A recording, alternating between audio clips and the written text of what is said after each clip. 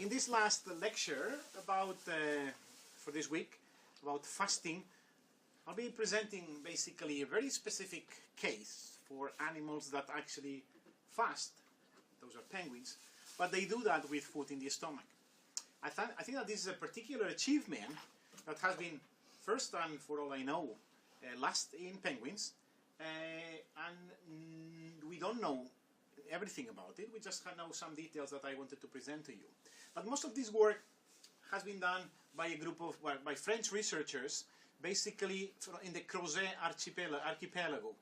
This is a small set of islands that actually belong to France, and this is a sub-Antarctic kind of island where the French have a rather large laboratory laboratories for different kinds of scientific research, and one of the most prolific, at least in my field, has been the study of the large breeding population of king penguins. So you have large breeding colonies of king penguins that have been studied for many years now, and actually with rather large scientific production from them. What in this case, these are actually not pictures from Crozet, because you see that this is not a king penguin, this is actually an Adelie penguin, but the principle is the same. What the researchers are able to do is basically enclose a small part of the breeding colony, usually in the periphery. You see some breeding pairs here, and you see a fence around it.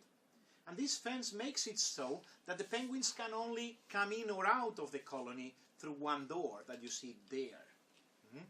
This is the door, and in the door what you have, or what they have, is basically a scale and a radio antenna. And because all the animals in the colony are P-tagged, basically they have these small transponders, the same type that is implanted in dogs, for example.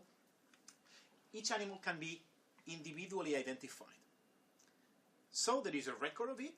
It's known when these animals go in and out of the colony, when they come back, when they return. It's known the weight when they left. It's known the weight when they return. And you can do lots of calculations from this. And thanks to this type of instrumentation equipment, the information in the paper about fasting with food in the stomach was obtained. Penguins have also been instrumented with different types of recording equipment. Here you see an emperor penguin, for example, with a sensor that detects every time it opens the beak, in terms of actually counting feeding of the chicks. What you have here is, and this is the data corresponding to this study, is actually an implantation of an esophageal temperature sensor. So a temperature sensor is implanted in the esophagus, and then the cable is actually tunneled under the skin to a time and temperature depth recorder here. So this is essentially a recorder that will take into consideration the depth at which the animal is swimming, the temperature in that environment, and the time. And with this data you can obtain a lot of information. For example, what you have here is the esophageal temperature and the depth. What you see essentially is that as this animal goes down deep, even below 200 meters, and you see a recording of esophageal temperature. Why is esophageal temperature in this case interesting? Well, what you can compare is these dives with these dives. Notice, in this case, the penguin goes down and goes up again. The same thing here, the same thing there. What do you see in the esophageal temperature? Basically no changes, slight oscillations. Notice, these are different dives. The animal goes down, stays there for a while, and what is it doing down there? Eating, foraging. How do you know that? Because esophageal temperature basically shows you a lower temperature. When the animal is eating, the fish is passing through the esophagus. The fish are actually colder because they have the temperature of the environment, and that can be detected in this fashion. So basically you can associate, and you can to some extent monitor and estimate how much feeding is taking place. What basically you can detect in here is that looking at the temperature decrease, looking at the temperature change, what you see is that these animals have been feeding mostly between 80 to 120 meters of depth. Those are the feeding grounds for these penguins. Rather fewer eating bouts have happened below 70 meters. Each of these dots perhaps is a feeding event, but most of these are concentrated here. That's where the food is. Right, let's go to this that I call the ultimate fast. Fasting with food in the stomach. And this is how the story goes. The story basically says that the female lays the eggs, or the egg. After doing that, the female goes to sea to forage.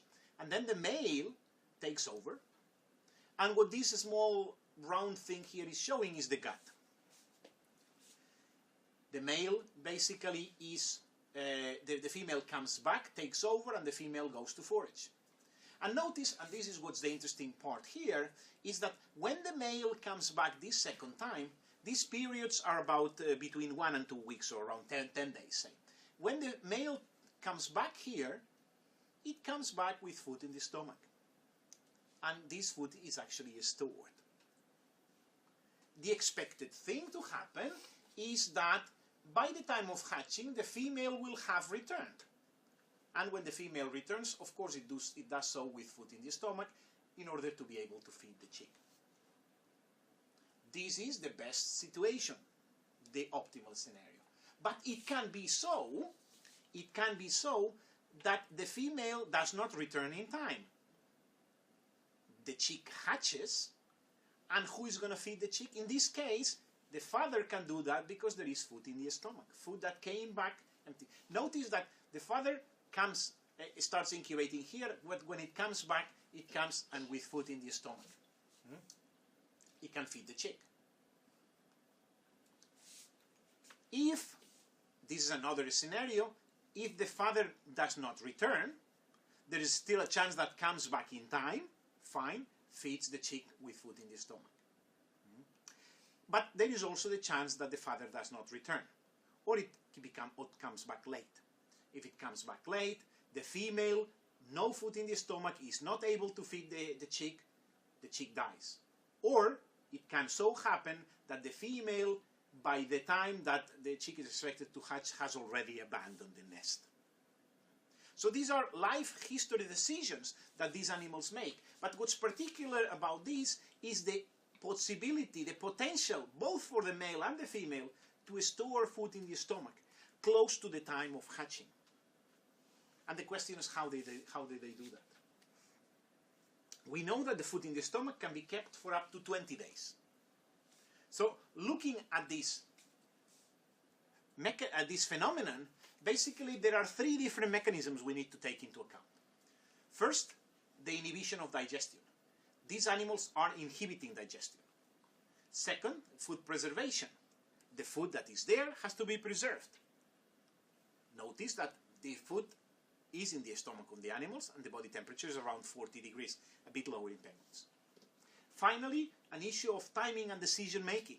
It's not only enough to do this, but they need to know when they should do what, and they have to make decisions based on that. First of all, mechanisms inhibiting digestion. We know that there is an inhibition of gastric secretions. Penguins are able to inhibit gastric secretion when they come back. How do we know that? Well, essentially for the studies that have been done, in which the researchers have implanted pH meters in the stomach. Small pH meters in the stomach are implanted and monitoring. And what you see here is data for 1, 2, 3, 4, 5, 6, 7 different penguins. And in the y-axis you have the pH of the stomach. The dotted lines here basically indicate the pH at which, or below, or this pH, if it's below that, is the pH at which actually there is digestion taking place. For a period of 0 to 7 days during the fasting. Notice what's interesting. These are animals that come back with food in the stomach and pH stays high. High. High. Not in this and a bit less in this one. So what you see is that out in 5 of 7 animals, pH is kept way above the pH for digestion are for breakdown of proteins. In these graphs, basically plus indicates the presence of bile pigments in the food retrieved from the stomach. When these animals are done through this, they are sacrificed, the food is retrieved from the stomach. If it shows a plus, means that there are bile pigments. What does that mean? That there was digestion. But in all other these animals, there was not. Now, if we put this data in a sort of a better context, notice here you have 3 control birds. In the 3 control birds that have been monitored using the same method, the pH in the stomach is between 2.5 and 3.5. In the birds that are incubating, in the first 5, the pHs are all above 5. Only in 2 birds the pH drops to 2.53, and in these 2 animals there is degradation, there is digestion. So, first thing that we see, inhibition of gastric secretion.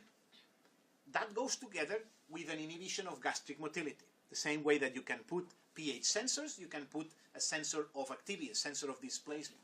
And what do you see? Exactly the same data here. In this case, there are different penguins. Basically, they could not instrument a pH meter and an activity sensor in the same animals. They're actually dealing with different animals. But you see the same thing.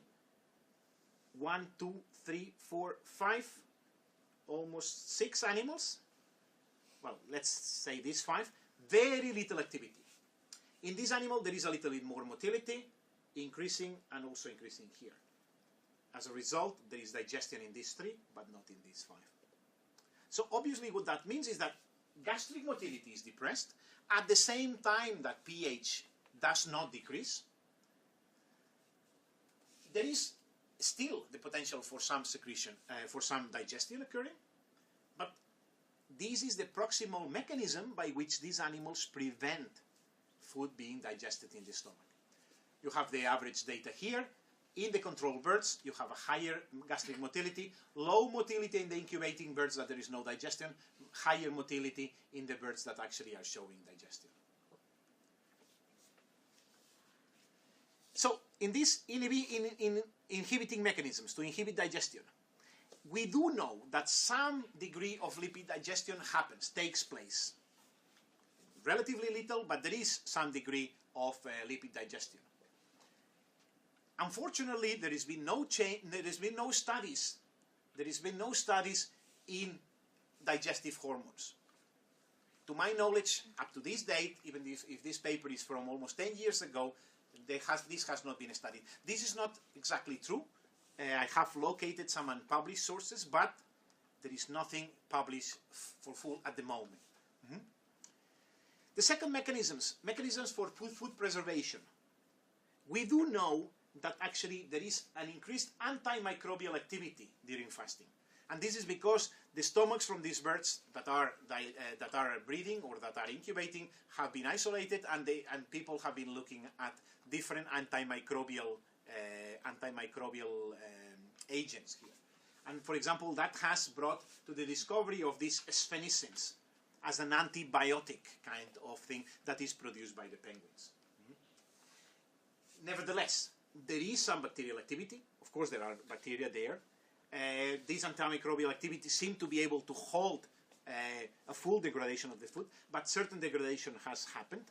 And actually, there are those authors that discuss that this bacterial activity is able to transform the lipids into fatty acids, and they are even sustaining that this would be better for the chick in order to feed the chick with more processed food. So, inhibition of digestion, food preservation. Finally, timing and decision making. Timing and decision making. Very little information about the mechanisms, the timing mechanisms leading to food storage. How does the bird, how does the penguin know that it's now time to store food? Nothing has been done in relation to that. We do know, and that has been studied more extensively, that if the animal does not get a replacement, it will abandon the nest. And that's what you see here. Essentially, in relation with the phase 2 of fasting and passing to phase 3. Behavioral changes. Escape behaviors. Animals that are trying to leave the nest. Notice that as the animal gets into phase 3, the escape behaviors increase. The animal is fine during phase 2. Something is happening during phase 3. Locomotion increases. The animal is trying to leave the nest. It leaves the nest more often. Finally, notice, of course, in association with what we discussed earlier, the loss of body mass, the rate of body mass loss increases during phase 3. And it would seem that it's this, together with the signal that I'll talk in the next slide, that triggers these behaviors. We know that corticosterone is responsible for some of these changes. Corticosterone increases activity. Corticosterone stimulates food searching. And remember, corticosterone increases during phase 3. We also know that prolactin levels are lower in abandoning king penguins. Prolactin is basically the parental behavior kind of hormone. When prolactin levels decrease, there is an increasing number of penguins that abandon the nest.